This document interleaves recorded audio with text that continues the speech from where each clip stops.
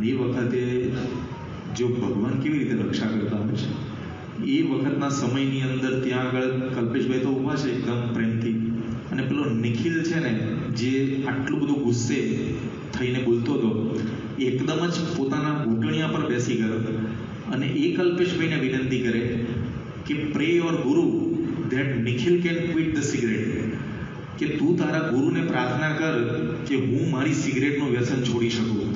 આવું આમ જોવા જઈએ તો કેવી રીતે શક્ય બને?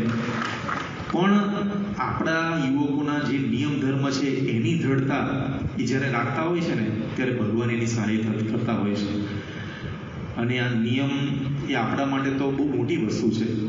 આજે આપણા દેશ અને પરદેશમાં બધા સત્સંગ લીલો પલ્લવ દેખાય છે, પણ એની અંદર નાના નાના બાળકો પણ કેવી નિયમની દ્રઢતા રાખતા હોય છે.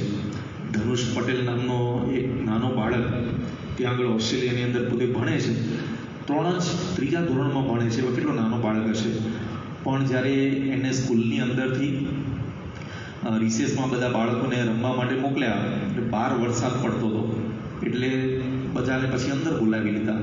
અંદર જેવા આવ્યા બધા બાળકો એટલે હવે એ રિસેસનો સમય પસાર કરવા માટે કાંઈક કરવાનું હતું એટલે એમના ટીચરે છે ને ત્યાં આગળ એક મૂવી ચાલુ કરી દીધી કે જેથી કરીને આ વિદ્યાર્થીઓનો સમય પસાર થઈ જાય.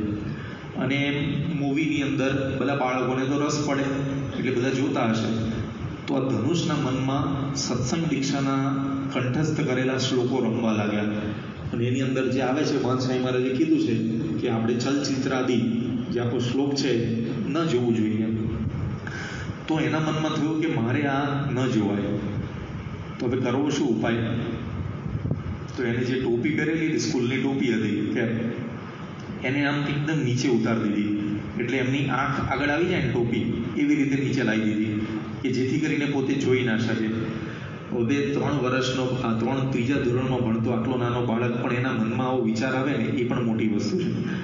પછી એને બીજો વિચાર શું આવ્યો કે હું આ જોતો તો નથી પણ મારાથી આ સંભળાય પણ નહીં. આવું એને નાના બાળકને વિચાર આવ્યો. પછી શું કર્યું, એને નાના ટીચરને પાસે ગયા, રિક્વેસ્ટ કરી કે મને આજે થોડું સ્વાસ્થ્ય સારું લાગતું નથી તો મારા ઘરે ફોન કરી આપશો. એટલે એના ટીચરે ઘરે ફોન કરી આપ્યો, કીધું કે તમારો બાળક છે બીમાર છે તો તમે ખાસ લેવા માટે આવી જાઓ. અને લેવા માટે ત્યાં આગળ બોલાવી લીધા. પછી ત્યાં આગળ એમના પિતા આવ્યા અને જોયું તો આ તો એકદમ સ્વસ્થ હતો. કીધું કે શું થયું? તો કે આવું થયું હતું એટલે મેં આ રીઝન બતાવ્યું. પછી એના પિતા એને ઘરે લઈ ગયા, પાછા સ્કૂલમાં લાવ્યા સાંજે, અને પછી એના શિક્ષકને વાત કરી કે આવું થયું હતું ને એટલે એને આવું રીઝન બતાવ્યું છે. એના જે ધોળિયા શિક્ષક હતા ઓસ્ટ્રેલિયન ત્યાંના, એ આમ આશ્ચર્યમાં પડી ગયા કે આવું કોઈ નાનો બાળક આવો નિયમ લઈ શકે કે મૂવી નહીં જોવાનું. આમ એમના માટે તો સિલેબસની બહારની વસ્તુ જ હોય એવું લાગે. પણ એમને કીધું કે અમારી સ્કૂલમાં એવી ફેસિલિટી કરવાની જોગવાઈ નથી, પણ છતાં હવેથી ક્યારે પણ આવું કરવાનું થશે ને તો અમે ધનુષ માટે એક જુદી વ્યવસ્થા કરશું. પણ આ જે ધનુષનો નિયમ છે એ ખરેખર અદ્ભુત છે. તો આજે આપણને જોઈએ તો દુનિયાની અંદર જ્યારે લોકોનું વાતાવરણ આખું જે નિયમ ધર્મમાંથી વિરુદ્ધ છે, પણ આ સત્સંગી બધા નિયમ ધર્મ પાડે છે. અને નિયમ ધર્મથી જ એ આપણી રક્ષા થતી હોય છે. આમ જોવા જઈએ તો સ્વામીની વાતની અંદર પહેલા પ્રકરણની 22મી વાતમાં સ્વામી વાત કરે છે, સ્વામિનારાયણ હરે સ્વામીએ વાત કરી છે, ભગવાન તો પોતાના ભક્તની રક્ષા કરવામાં જ બેઠા છે. તે કેની બેઠે? તો જેમ આંખ પાપણની રક્ષા કરે છે, ને હાથ કંઠની રક્ષા કરે છે, ને માવતર છોકરાની રક્ષા કરે છે, ને રાજા પ્રજાની રક્ષા કરે છે, તેમજ ભગવાન આપણી રક્ષામાં છે. ગુણાતીતાનંદ સ્વામી આપણને કેટલું મોટું રક્ષા કવચ આપી દીધું છે, શાશ્વત રક્ષા સૂત્ર. તો આ ગુણાતીતાનંદ સ્વામીની એક વાતમાં જ આપણું આ સૂત્ર આવી જાય છે. આંખ છે આપણી એ રક્ષા કરતી હોય છે, હાથ છે એ કોક આપણને મારવા માટે આવે તો રક્ષા કરતા હોય છે, પ્રજાનું રક્ષા રાજા કરતા હોય છે. તો ગુણાતીતાનંદ સ્વામી કહે છે કે આમ ભગવાન છે ને એ આપણી રક્ષા કરતા હોય છે. કેવી રીતે આપણી રક્ષા થતી હોય છે? તો અલગ અલગ રીતે ઘણી બધી રક્ષા આપણી ભગવાનને સંત કરતા જ હોય છે. સ્વભાવ થકી રક્ષા છે એ બહુ મોટી વસ્તુ છે. સ્વભાવ દોષો ટાળવા અત્યારે દુનિયાની ટેકનોલોજી ઘણી બધી વિકસી ગઈ છે. આમ જોવા જઈએ ને તો એવી મેડિસિન પણ બની ગઈ છે કે એ મેડિસિનથી આપણા અંદરના બધા ઓર્ગન્સમાં ક્યાં પ્રશ્ન છે તો એ કેમેરામાં જોઈને તમને બધું બહાર દેખાઈ શકે. એવી ગાઈડેડ મિસાઇલ્સ પણ બની ગઈ છે કે જે મિસાઇલ્સ આમ સેકન્ડોની અંદર કોઈ પણ જગ્યાને નષ્ટ કરી શકે, ગાઈડ કરેલી હોય.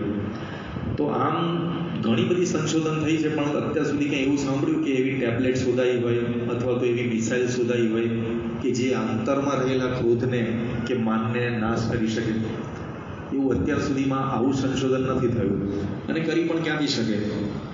પણ ભગવાનને સંતની પાસે આ ટેકનોલોજી છે કે જેમને આપણી અંતરમાં રહેલા જે શત્રુઓ એ બધાને નાશ કર્યા છે. આપણે સ્વભાવ દોષોની સામે આપણી રક્ષા કરી છે. હથિયો પટગર નામના શ્રીજી મહારાજના વખતમાં એક ભાઈ હતા, બહુ જ ગુસ્સાવાળો સ્વભાવ, અને એટલો બધો ગુસ્સો, એક વખતે રાત્રે આમ જતા હતા અને એટલું ગાડું વચ્ચે ભટકાયું હશે તો ગાડાને બચકું ભરી લીધું, અને એટલું બચકું જોરથી ભર્યું ને તો એના દાંત બધા તૂટી ગયા. કેટલો બધો ગુસ્સો હશે. પણ એ વ્યક્તિને જ્યારે સત્સંગ થયો તો ભગવાન સ્વામીએ એમને નિર્માનાનંદ સ્વામી બનાવી દીધા. એટલે કેટલા નિર્માની થઈ ગયા હશે તો નિર્માનાનંદ નામ આપ્યું ને. તો આવા તો કંઈક લોકોના સ્વભાવ એ પરિવર્તન કર્યા છે.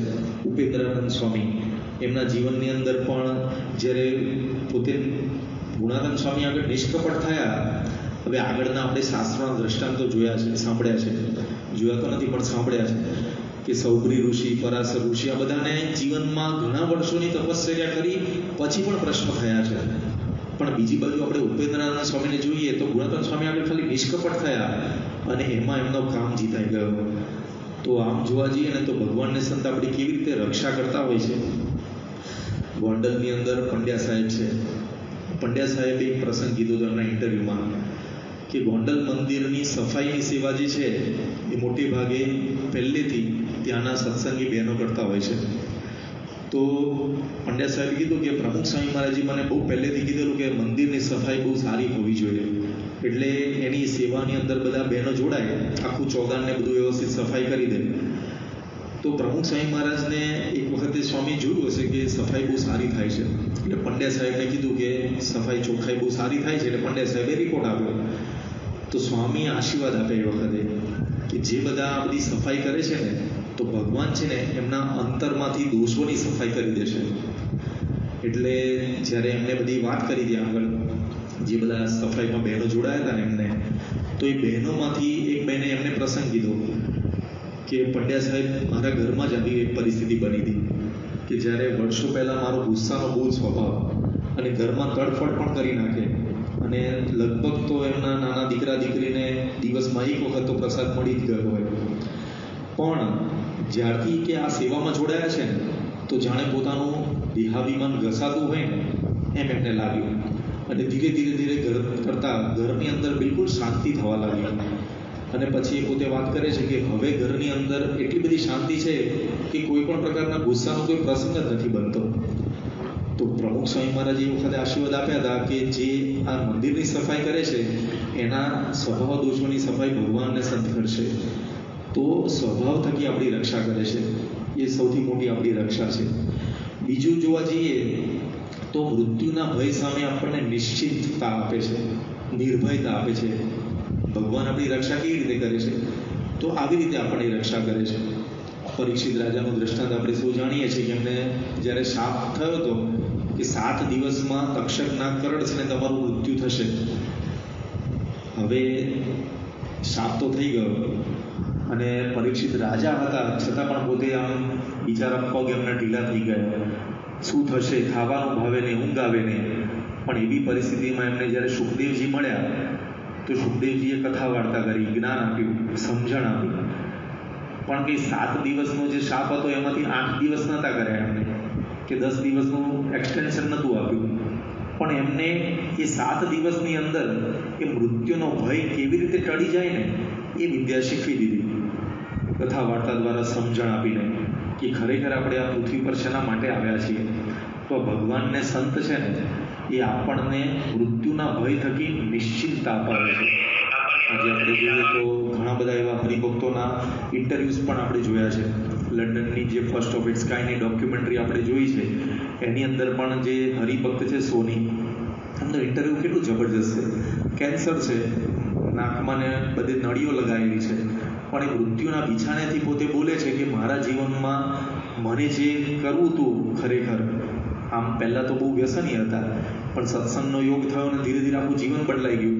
તો છેલ્લા સમયે પણ એમના મુખારબિંદ પર આપણને કૃતાર્થપણાના ભાવ લાગે કે કાંઈ જ બાકી નથી, હવે બધું જ થઈ ગયું છે એવું કૃતાર્થ દેખાય. નીરલ પટેલનો પણ પ્રસંગ આપણે સાંભળીએ છીએ, અમેરિકાના એ હરિભક્ત છે, અત્યારે તો પોતે ધામમાં પધાર્યા, પણ કેટલા બધા ઓપરેશનો એમના શરીર પર થયા, 70થી વધારે ઓપરેશનો થયા છે. હવે આટલી નાની ઉંમર હોય અને આટલા બધા ઓપરેશન થયા હોય શરીર ઉપર, આમ કેવું શરીર આખું બધું ટાંકા જ થઈ ગયા હોય ને.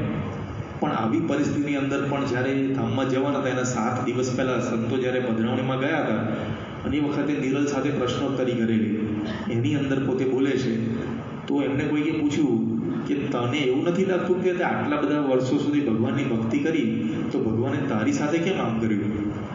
તો એ વખતે નિરલ જવાબ આપે છે કે મારો આ હાથ સાજો રાખ્યો છે ભગવાને કે હું ભક્તિ કરી શકું.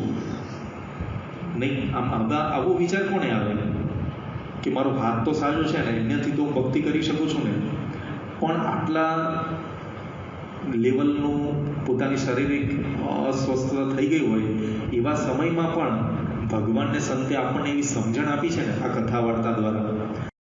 તારીખ 17 ફેબ્રુઆરીના રોજ અમદાવાદથી વિદાય લઈ સ્વામીશ્રી અસલાલી વિદ્યાનગર આણંદ ઓછણ દોરા થઈને સરભણ આવી પહોંચ્યા. આરસામાં મોતિયો ઉતરાવેલી તેઓની આંખોમાં કોઈ હાનિ ન પહોંચે તે હેતુથી ધૂળ ધૂપનો અનુભવ કરતા પધરામણીઓ, નગરયાત્રા વગેરે આયોજનો ન ગોઠવવાની સલાહ નહીં, આદેશ જ તબીબોએ જાહેર કરેલો. છતાં ઠેક ઠેકાણે આવા કાર્યક્રમો ઘડાઈ જતા અને તે પડી ન ભાંગે તેની સ્વામીશ્રી પૂરી તકેદારી રાખતા.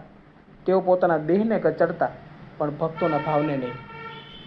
તેથી ધૂળ ધૂપમાં ધામધૂમ ચાલતી રહી. તારીખ 18 ફેબ્રુઆરીના રોજ સ્વામીશ્રી સરભાણમાં આવ્યા ત્યારે આખા દિવસની 35 પધરામણીઓ તો કરી ચૂકેલા. તેમાં વળી અહીં ટ્રેક્ટરમાં નગરયાત્રા યોજાઈ, છતાં વાહન અને વ્યવસ્થા બંનેની અગવડ હસતા મોએ ઝીલી ટ્રેક્ટરમાં બિરાજવા ગયેલા સ્વામીશ્રી ટ્રેક્ટરમાં ચડતા પહેલાં ઠાકોરજીવાળા સંતને પ્રથમ ચડાવવાની સૂચના આપવાનું ન ચૂક્યા. ટ્રેક્ટર હોય કે પ્લેન, સ્વામીશ્રીનું ધોરણ એક જ રહેતું. આ રીતે નગરયાત્રામાં વિચર્યા બાદ તેઓ સમીપવર્તી ગામ મંજુલા જવા નીકળ્યા ત્યારે આખો રસ્તો ધૂળથી આંખો ભરે તેવો હતો. છતાં સ્વામીશ્રી ભક્તોને રાજી કરવા અહીં આવ્યા અને ત્યાંથી પરત ફરી સરભાણમાં રાત્રિ સભાનો લાભ પણ આપ્યો. જેને તન સુખનો છે ત્યાગની તેઓની આ લીલા તારીખ 19 ફેબ્રુઆરીના રોજ તો બરાબર ઝળકી રહી. આજની સવારે સરભાણમાં જ 50 પધરામણીઓ કરીને સ્વામીશ્રી આમોદ કેલોદ ભરૂચ ખર્ચી ભીલવાડા થઈને રાત્રે ઝઘડિયા પહોંચ્યા. અહીં ગાયકવાડી ધર્મ સભામાં ધર્મલાભ આપી તેઓ પોઢ્યા ત્યારે આજના વિચરણની તવારીખમાં 7 ગામ, 75 પધરામણીઓ, 4 સભાઓ અને 1 નગરયાત્રા નોંધાઈ ચૂકેલા. એક બાજુ અમદાવાદમાં અભૂતપૂર્વ મહોત્સવની તૈયારીઓ પૂરજોશમાં ચાલી રહેલી ત્યારે સ્વામીશ્રી તો તે મહોત્સવના ભારથી તદ્દન અલ્પિત રહીને એ ઉત્સવ સ્થળથી સેંકડો કિલોમીટર દૂરના ગામડામાં ઘૂમી રહેલા. કાર્યમાં ડૂબવા છતાં તેઓ પલળતા નહીં તેની આ નિશાની.